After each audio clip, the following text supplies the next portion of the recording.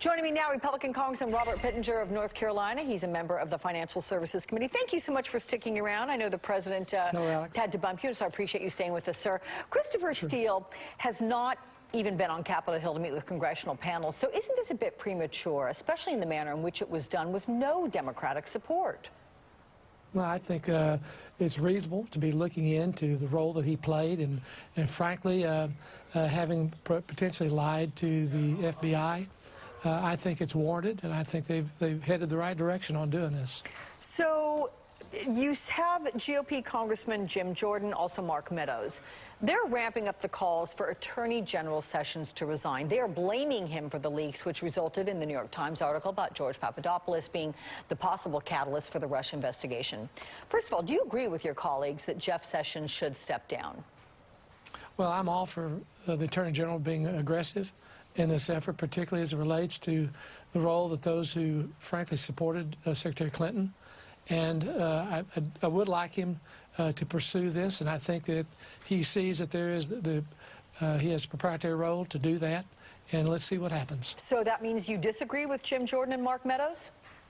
Well, I'm not ready to tell the man to resign, but I do want to be more assertive and more aggressive in his requirements. All right, speaking of being assertive, sir, you know the president this morning tweeted about his mental fitness, disputing the claims in this tell-all book, Fire and Fury. The president says, my two greatest assets have been mental stability and being, like, really smart.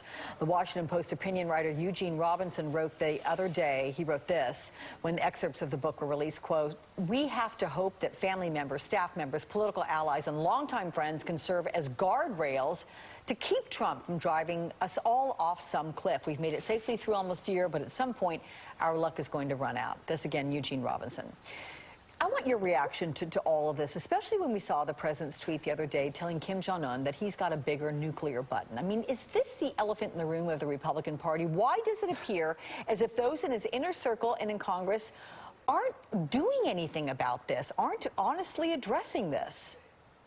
Well, Alex, certainly I would believe that that would come from Eugene Robinson. That would sound like something he would say. His commentary has been very similar to that on your morning show. But, you know, the president, here's a man who graduated at the top of the class from Wharton Business School, became one of the most successful business people in the entire country. I think most Americans would say, golly, 25 years ago, I wish I'd have given that man all my money, let him invest it for me. He did a remarkable job. He's carried that in now to the White House as the President of the United States, and what's happened? Since he got elected, you know, the stock exchange has gone up 36%, 7,000 increase in the Dow. We have 2 million new jobs, 184,000 manufacturing jobs. Major companies now are giving bonuses back to their employees, 1 million people. Frankly, that's the tip of the iceberg. We had one company in Charlotte, Charlotte Pipe and Foundry, not a large company, 1,000 people, but they're now announced this week they're going to give out $1,000 to every person who works for them. That wasn't a public announcement. There's probably thousands of companies who are doing that. So we have unemployment at 4%. We have a surging, growing economy. You know, we're at 3% already. President Obama never reached 3% economic growth. The only president since World War II that never reached 3%. We're already there.